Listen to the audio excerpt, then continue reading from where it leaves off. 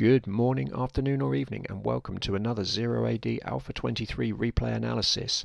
Now this video follows on from my recent overview of the Spartans faction, and as such it will be a game between myself playing as the Spartans against an opponent, in this case ZeroOne, playing as the Britons. Now if you've watched my videos, you'll know that I frequently played as the Britons previously, so it's a little bit of a role reversal, but it's also a good opportunity for me to show some of the kind of research that went into that Spartans overview in a real game format. So let's have a look and see how it went. So as we join the game, you'll see that as with all of my previous factions, previous games as other factions, I start by ordering 6 women, but as a difference, I'm sending my 4 soldiers immediately straight off to chop wood, while the women, instead of going to build a farmstead, have immediately built a house. This is because whereas Britons would get a little bonus in their population from building any building, with the Spartans you really need to get houses. They're the only building that offers any population bonus, and they also take a hell of a lot longer to build. So with that in mind, I just wanted to get that out of the way first and foremost, so I can really focus on the beginning of the game. Now my opponent, who is playing as the Britons, has just sent his dog off scouting, which is a good thing to do on his part, and I'm just going to set this now to show my so from my perspective exactly what's happening. So you'll see that my population is allowed up to 30 at the moment, whereas we're both at the turn of the first minute on a population of 17.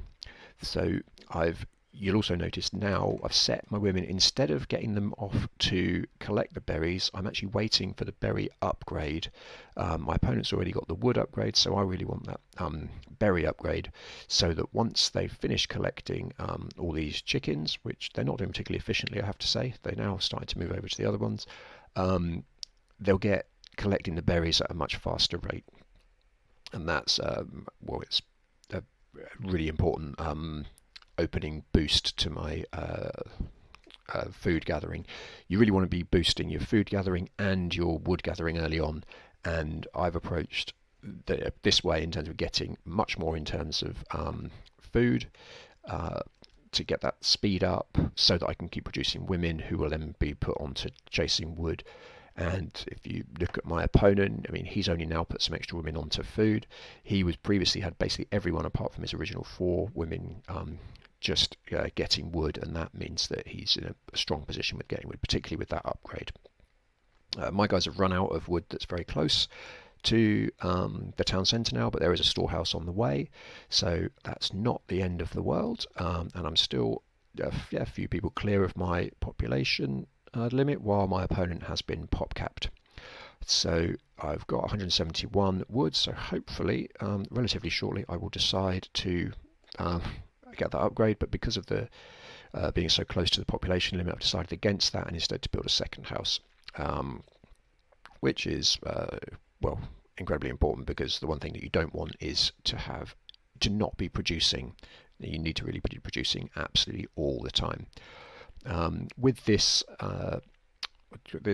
map, there are lots and lots of trees around with berries on, so I'm going to actually continue before I move to farms. My opponent's already got the farm upgrade, but I'm going to continue just gathering berries, so once these berries are complete, I'll build another farmstead over near the other berries. There are a hell of a lot actually around. There's got to be thousands of food available, which is really, really useful.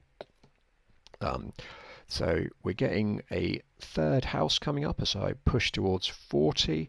I still don't have that upgrade, but I have started producing some troops, and that's just in case of a rush. I have been hit with that a few times. You build a lot of women and think that's going to be sufficient, and particularly as you start to have to move away from the town centre, where they're not going to find it so easy to get themselves to safety, it's useful to have a few soldiers involved there.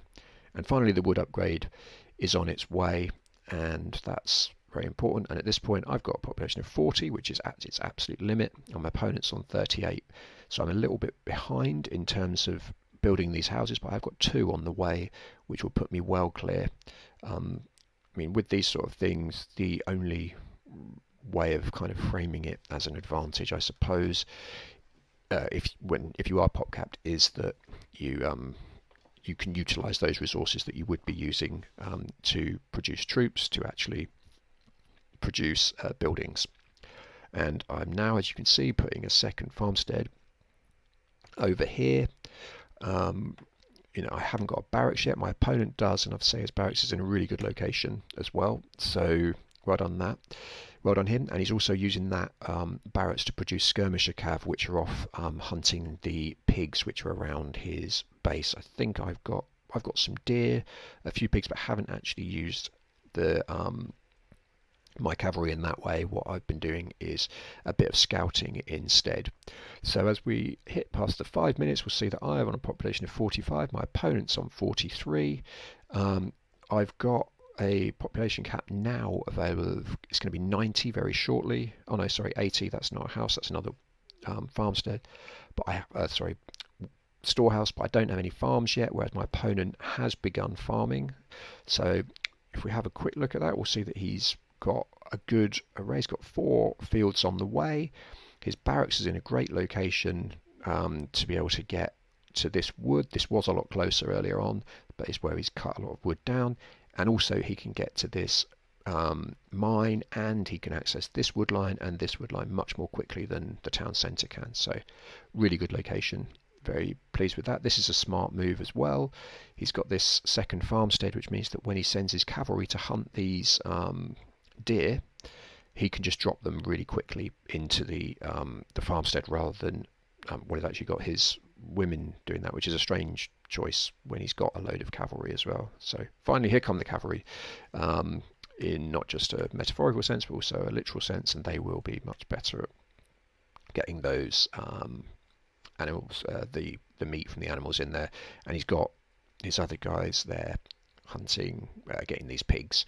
The pigs are fairly docile, they won't run away, so that's a pretty good move on his part. But he is getting pop capped or close to pop capped relatively quickly, relatively frequently though. So you'll see that I'm 5 population clear at this point, and as he's now producing cavalry, there's a good chance that will grow, because I've got, if we look at just a phenomenal number of both female citizens and skirmishers. And as I say, if you watched the video previously when I was talking about the different heroes, by producing a lot of skirmishers, I'm going to go for Brasidas. So he's a hero available from the not the Hellenic Stoa, it's the military mess hall, and he will enable me to, he'll give a +1 bonus for armor and also a +20% attack bonus. And any kind of bonuses that you get with Spartans are really important, because although they're generally pretty strong troops, what they do have as an issue is the population is reduced by 20%, 10%. So in this 300 population game, I believe it's only going to have, I'll just check, it is a 300 pop game. It is, you can see my maximum population is only 270, whereas my opponent's is 300. He's made his way to the town phase, so well done for him. That will give his troops a little bit of extra health, which is very smart. So you can see his cavalry now have 120 as their health, so they've got an extra 20% health. Mine only has 100, so he's got that extra health bonus. And I mean, I know this is a fact anyway, but he's got 15 cavalry there. He's going to attempt to rush me, so having his rushing cavalry there with, not Russian cavalry, rushing cavalry, with that extra 20 health bonus, or that 20%, will make a really big improvement to his chances of killing a lot of people and getting away unscathed. So I'm just going to up the speed slightly, because we want to get on with the actual action, and at the moment it's just going to be now about development. So you can see I'm just continuing to, just probably a little bit too fast, I'll slow it down a little bit. I'm continuing to build houses around, in a kind of wall around my town centre, and getting farms as well. I've got the farming upgrade, I've got the wood upgrade. I don't have any upgrades for the mining resources, so the stone and the metal. But I am producing as many as possible in these skirmishes now. So you can see I've got 21 skirmishes, another 7 on the way through here, and I'm producing 5 women at a time from the town centre. And now that I'm feeling confident in terms of how many, I've got I've got another 7 skirmishes there, so actually in a really, really strong position in terms of the skirmishes. I've got my barracks, which is, again, I think it's a good location. It's going to be easy access to these trees here, but also to the metal and the stone. And my opponent, not my opponent, I don't know what I'm talking about there. I'm also building a second barracks right here, which is close to the stone as well, and also to this second outcrop of trees. So pretty happy with the development so far. My first storehouse goes up close by, which will allow this metal and stone to be collected and dropped off very, very quickly. And once I start getting on the mining, I normally go first to the metal. I think that's a mistake. I want these guys to be producing metal unless I'm looking to produce another barracks. But otherwise I'd want to be getting the metal ready, because once I can get a reasonable amount of metal, I can get upgrades, and also I can get skirmishes commandos, which are going to form the bulk of my army. I think in just about every game they're the bulk of the army. So we can see he's now pulling his cavalry as expected. Here comes the attack. Let's just see how many people. I believe it's going to be 21 cavalry from when I watched this recently. It's 20, and there's another one just there behind. So we've got 21 cavalry who are coming in, and they're going to launch an attack shortly.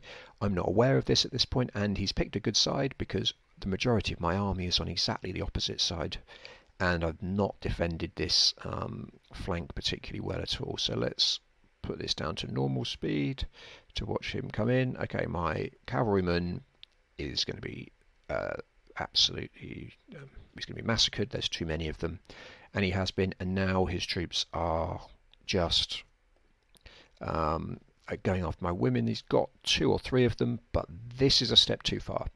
He's not particularly wise in that point. He's lost 1 horse there, and he's probably going to lose some more before he manages to get away. Is he going to? Looks like they all survived. Looks like he lost 2 actually, so he may have lost another one just around here, but as you can see, I've got far too many defensive troops. There's no way he's going to be able to beat all those, and with that, that's seen off relatively comfortably. And just to follow that up, though, I'm building a defense tower and also a blacksmith to get those upgrades. Now his cavalry have been joined by another 12 cavalry, like at full health, that he's produced. If we just look at his resources, he's at the pop limit. He's got very little wood, and he doesn't appear to have a lot of people. He's only actually got 15 people gathering wood, which, when he's spending so much on barracks, is not the wisest of moves. But if he manages to get a good rush in, and here they come again, then that's not going to be too bad, because they could take out a huge amount of my troops. You'll see here I'm building a second tower over there, and I think, I'm also producing skirmishes commandos. So if this tower can go up and the next tower can go up, I'll feel relatively confident. Haven't got any upgrades yet, a bit short of resources, but I've got 23 pikemen, and pikemen are exactly what he doesn't want to be facing right now. The pikemen are anti-cavalry troops, and he is going to be in big trouble if he allows my pikemen to get too close to him. So he's coming in again. He's trying to take over some houses. That in itself is not the best use of his soldiers, and they're starting to fall. You can see he's allowed this to get far too close to my spear soldiers, and the pikemen are just killing off. He's still got 25 of them, but he's now, I mean, you can see the speed at which these guys are being picked off. So it's now 15 all for Spikemen, now 14 all for the pikemen and the cavalry. But now my pikemen are actually starting to get the advantage and are killing his cavalry at a faster rate than he is killing them.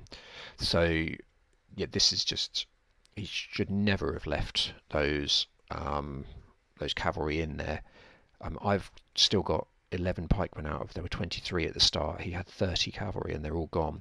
So if we look at the population sizes, I'm now 23 population ahead, and that is pretty much all down to a not particularly well carried out rush there. It certainly hasn't had the effect that he would have wanted.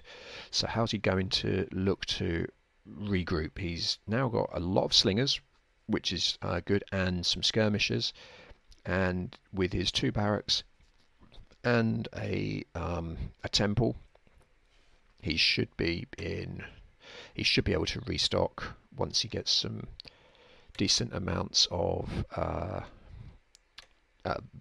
troops together, and he is starting to go now. So he's now going to attempt with a force of about 40 troops and some druids, or whatever they're called. I don't actually know what they're called.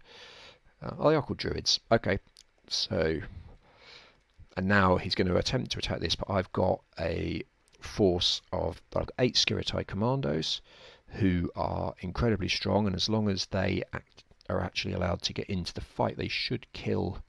They're either going to take a lot of hits, allowing my skirmishers to completely obliterate his troops, or they're going to go and just maraud through his army. And you can see they're attacking the druids, and his force of about 40, was it 45? No, 40 troops is now down to under 30, and it's, yeah, I'm just pressing home that advantage now. So he's attempting to get his slingers in there. I'm deliberately targeting his druids with my my skirtai. Although there's only a couple of those left, there is still a phenomenal number of the skirmishers, and they continue to just obliterate that force. But he's now backing it up with another 15 or so troops, and I'm just running off to produce a temple, because I need to heal those troops, and he needs to get some wood, because if we look at his wood, oh no, he doesn't, he's got plenty of wood, but not as much as me. I've got nearly 5,000 wood, so I need to really start producing some stuff.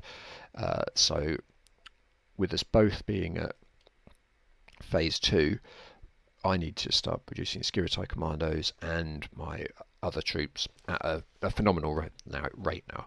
Now I'm mostly producing Skirtai at this stage, although they're slower, because I don't want to fill up the army too much with these skirmishers. I've got 14 of them and 6 Skirtai healing, but what I really want is to have these troops in the majority army just to be Skirtai, basically.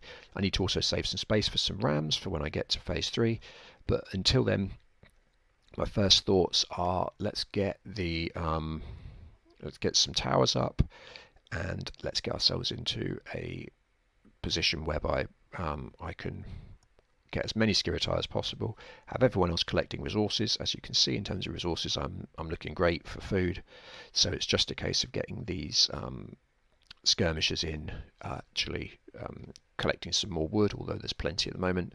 That's the beauty of the Ratu Makos, I think it's called, map. You do get a lot of wood on the map, and also a lot of food. Where it becomes difficult is actually sometimes branching or breaching this kind of river defense.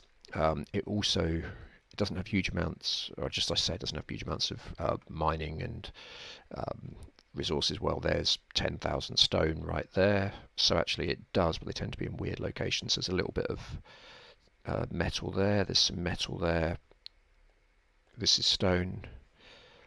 So you can see I'm bartering to get some metal at the moment for wood. I've got some more metal back here. Once I've got all of the barracks that I need up, there's actually not really anything in Spartans that requires stone, so it's going to be just a case of getting as much metal as possible, because it's the metal which is needed to make those Skirtai commandos and get the upgrades. And at the moment I am just getting the first kind of melee infantry upgrade. I've already got the first a bonus for whatever they're called, for range troops, and I've got the first infantry armor upgrade. So those will be invaluable in any coming attack. And looking at that, speak of the devil, he's bringing about 50 people over, and he's building I forget what these, an island settlement, and I don't actually know much about those, but it's on its way anyway. It looks like it's built in water, so that seems like it could be a pretty useful tool, particularly if it offers a good population bonus. Let's see if it does. He's currently nearly housed. Well, he is housed, sorry. It's given him 20 population bonus, which is really good, and it looks like it's also a drop site based on the fact these guys are able to attack, go and chop down trees so quickly. But he's not satisfied just with that, which has pushed the boundary right back for me. He's also getting a couple of towers in place because he really wants to have the to kind of hem me in, which is not a dreadful idea on his part. But what that does mean is that he's not at phase 3 yet. He hasn't even started moving towards phase 3. And although he's got plenty of stone at the moment, the issue that he does have is that slingers require stone, and he doesn't appear to be mining. Oh, he is mining with, I don't know, like, yeah, 19, 20-ish sort of people. Another barracks on the way, that will be his fourth one, and they're all very near the front line, which is very helpful. He's sent some troops over. They attempted to take over my temple, and so I just garrisoned it with some women to just stop them from taking it over, because they may well have done that actually quite easily. And now it's a bit of a standoff, a little back and forth, and I love it when this sort of thing happens. A guy just goes and waves at a tower while being attacked, and funnily enough he's dead before you know it. So this guy, he seemed pretty happy with himself until he died. And again, we've got a couple of troops here that are doing exactly the same, although one of them is at least my hero, Brasida, so that gives them a better chance of taking something over, but they're not going to still, regardless.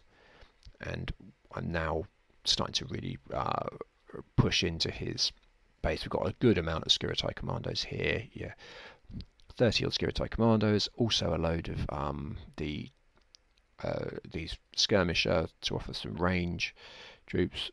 Just still waving at a tower, which is unfortunate because he's not offering the bonus as much as he could have done the bonus that we have is in terms of the armor and attack value for the skirmisher infantry. I'm going to push this back down to normal, and you should see some, yes, there's the rams. So my fortress has been built. I've now got rams coming in, and he's just starting to build a fortress of his own. Now, I can't really allow that to go up, but first I want to pull these guys back and just let the rams do their job on this tower. And once the tower's gone, then I'll be relatively happy, and that happens very, very quickly. And now, if we're smart, they can move in on the rams can move in on this whatever it's called, this island thing, and if they destroy the island, then there's a good chance with this this tower here being so close to my my base. You can see it seems it's a bit out on its own. It could well switch sides at some point if I'm able to get it, or particularly if I can knock down this whatever it's called, this temple, and now this fortress, then this will just be on its own, and it will be so disconnected it will almost certainly switch to become part of my army. Unfortunately, it died first. I really need to pull my troops out of there because they're just going to get themselves in trouble. This is garrisoned with 18 troops, so they're all firing arrows at my troops. But before I get too excited about the fact I've got these rams unopposed coming in, he's got 16 sword cavalry there that have just been produced, which will offer him, if he is able to, a good chance of killing those rams. So it's going to be an hour race against time. I've got 3 rams, which is pretty decent. I need to, if possible, try and protect the rams. So what I really need is to get my skirmishers to start throwing some spears at these sword cavalry, but it doesn't matter now. With that gone, he's basically he's lost this particular whatever this thing is, like this engagement, and it's not been a good one for him. I'm still, if we have a look back, I'm just going to put this back. Oh, it is normal, my mistake. Go back here. These are producing, got 5. Yeah, so there are still skirmishes being produced, which are going straight into the fray as well. Yeah, it's a real mishmash of all manner of fighting going on here. So the key thing that I want to do is either destroy or capture this this temple, and the answer to what was going to happen is destroy. It did it just before I lost my rams, and I am now desperately short of troops, but I've achieved my aim, which was to get rid of all of that set. When you can see the territory has moved back to being my territory is pushed way back, so he's no longer able to build anything on these this area. That said, he's launched a pretty heavy attack on what is only a few skirmishes commandos at the moment, so I really need to start producing or getting some troops involved, and here they come. So I've got a reasonable number of troops there. He's attempting to take the temple. It's got a hero and some skirmishes in, so it's very unlikely that he'll be able to do that, and so he retreats, which is the sensible thing at this point. If we look now at the populations, I'm on 168. He is now 20 people clear. So, okay, I've got to say it was successful in terms of clearing him out of my territory here, but in terms of population, I've really suffered on the back of that. Although, and one of the issues is actually I've not got enough food. So I'm going to need to remedy that by probably getting some more farming upgrades or building some more farms. Because one of the interesting things about playing with Spartans is because there's no elephants, you don't tend to produce as much as food as you might if you were a different civilization. And also because, again, not just the elephants, but also the fact that the majority of your troops, instead of costing 50 food, are going to be these skirmishes commandos, and they only cost 40 food, I believe. Right, it doesn't say there. Let's have a look. God, you would think having literally just yes, they do only cost 40 food. Having just done a video, I should really be able to remember that. But so there's that. Yeah, 40 food makes that you don't use as much in the way of farms. So I've only got 7 farms, but that's also in part to keep my number of women in there low. So what I really want is this final upgrade. But looking at that, he's sending a large group. Again, another force. This is almost, what's that, 51, 81, 83. 83 troops. I think I've got at least that. Yeah, I've got at least that, and they're going to, oh no, he's got a bigger army than I thought. He's now got over 100 troops. He's bringing them all forward. But I'm not interested in those. The numbers, my troops are stronger, and if we look here, you can see he's losing lots of them. We'll just have a quick look at his horses. He's sending a few cavalry around the side. They're going to attempt to attack my troops, but I've already garrisoned my women into the other places, into the houses and into the town centre, and you can see that 100 troops is now down to fewer than 20, and I've lost barely anything. That said, he's disrupting my ability to gather metal, which is frustrating. I could really do with sending these people, well, actually just any people at all, to help. And these guys who have now are backing off after their successful repulsion of my opponent. I'm at 200 pop, he's at 85, so I'm 120 population clear, which means that I'm going to be in a very strong position to just turn this around quite quickly. If we can just get a view of this fighting, well, I mean, I've got hardly any troops there, and he's got a number of sword cavalry, so there's every chance they're just going to massacre what was there. And what my bigger aim here is actually just to try and stop my my troops that I do have a large number of from just running to their deaths. So what we've got is a storehouse to start collecting the rest of this wood. Is horses. I finally sent a load of troops, and all but 4 I think have died. This one may all but oh no, it was all but 4. So there's looked like there were only 3 there, but 4 escaped, and he lost again a load of troops. So he's on population of 108, so I'm over 100 population clear. So now it's just a case of getting the rams and everything together to make sure, sorry, that's his thing. I've got no food, which means I can't bolster my army in the way that I'd like. Because as soon as I do launch this attack, what I want to do is be able to have a backlog in each of the barracks, like producing troops in batches of say 3 or in 5, and really pull that backlog back so that it's at the population limit. And as soon as, like say the batch was set to 3, as soon as 3 troops die, another 3 are being produced, and as soon as 3 troops die, another 3 are being produced. So you end up with pretty much the same number of troops all the time.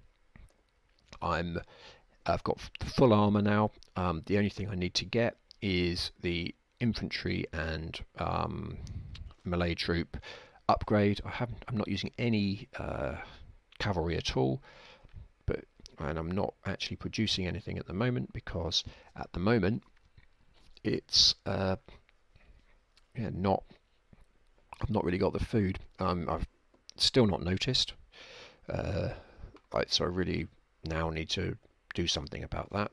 But what's my opponent going to do in an attempt to so his attempt to rectify that is to build an 8th barracks. So in terms of his resources, he's got very, very little wood, and that's in part at least due to these 8 barracks. What he has done, he's got large amounts of trees much nearer to the front line. That would be helpful to be producing, say, in this bunch of trees here, or this bunch here, just to get him, make sure that if I were to attack, he wasn't in a position whereby his army was too far away to get closer. Because the worst thing that you could have is when your army is all over the place, you try and get it to a central point, and what actually happens is that it arrives in dribs and drabs. So 20 troops will arrive, and 20 troops playing 100 troops just die before they even get involved. Then another 20 troops arrive, and they all die. Whereas if 100, or say you have 150 troops even, if they all arrive at once, then they fight off the enemy. If they arrive in groups of 15, groups of 20, then they're all just killed by the larger group before they've even really had a chance to do anything. I mean, the thing that's really hurting him at this point is he's not mining for any stone. He's got all this stone, like that's still at 5,000, that's still at 5,000, that's still at, he's got 15,000 stone there. He hasn't actually got any stone, so he can't build a fortress. So that's going to make it very, very difficult to defend against a large assault. I'm now building a second fortress. In terms of my Skirtai commandos, I've not got any even on the way. Have I actually sorted out my food problem? I do appear to have sorted the food by simply pulling the women out of their houses where they were hiding out. I've now got all the farming upgrades that it is possible to get, and I am building a second market here. So you see my population is approaching the limit, but what I now want are some traders. So I've got a market down in this corner, and it's going to be it's going to be a small trade route, but it can be quite profitable and quite safe So as you can see, my skirmish are the guys that are building it, because I always use skirmish to build, and my other troops to just collect resources, because the skirmish are not so good at collecting resources. He's got some troops. I'm trying to pull these guys back, but they're going to die before they get the chance to do anything, because they decided to run and wave at a tower. I'm protecting this market with a tower of my own, and then there's a storehouse, and then I will pull across some of these troops to make sure that my supply of metal is fairly solid. I've only got 133, and that will be why I've got no skirmish at the moment. I've finished the small amount of metal that was here, so I've got quite a lot of empty troops. Let me just see. I've got 25 troops doing nothing. Ideally, I would just send them back to this metal. But instead, what I've done is I've sent a load. I've just got 8 troops to this metal here. I haven't even got the upgrade. This is actually really poor. To not have the main metal upgrade, like the second metal upgrade, when you're playing as Spartans, and the one resource you need more than anything is metal, that's madness. That's really poor play. So I'm glad that's not been punished so far. I've also not spotted the larger amounts of metal that are actually on the map. That's something that I would really need to do better at. But that said, despite that, he's now bringing an attack. I've got 4 rams in one fortress, 6 in the other, and here come my my rams. And I've got 46 skirmish commandos, supported by 81 of my skirmishers, and my other 4 rams are coming as well. So he's going to have to start producing some horses pretty quickly, and he has started doing that. As a reaction, he realizes that this is a pretty difficult situation for his troops. But as I mentioned earlier, they're arriving in dribs and drabs, and you can see that my troops numbers are not dropping very much, if at all, and his troop numbers are dropping like phenomenally. So yeah, I don't think I've actually lost anyone. I've taken out both of his towers, and if I've lost any troops at all, it's absolutely minimal, and I don't think I've lost any troops. But he's got a few spearmen and a couple of skirmishers left, and 4 horse cavalry. What's he producing? He's producing skirmishers now, probably due to lack of resources. No, it's not a lack of resources. He's got plenty of metal. I guess he just wants to have numbers rather than having the extra the extra food cost that horses come with. But he's lost 2 of his barracks. I've captured this barracks. He's now bringing all of his cavalry out in an attempt to stop me from taking another barracks down. But I've got, if we have a look, there's skirmishers on the way, and there's also additional rams. So it looks really grim for him now. I'm going to take control, hopefully, of this thing, and that's another barracks that's mine.